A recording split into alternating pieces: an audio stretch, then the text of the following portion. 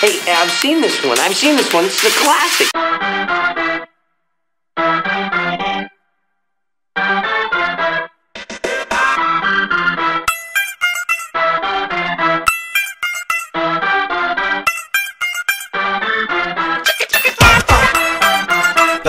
Tight full tight ಯಾವ brand ಎಷ್ಟು ಘಾಟು ಸಿಕ್ಕಿದೆ ಬಲು ಕಿಕ್ಕಿದೆ ನಮ್ದು ಲೈಫು ಸಿಕ್ಕಿದೆ ಲಕ್ಕಿದೆ ಬಲು ಲಕ್ಕಿದೆ.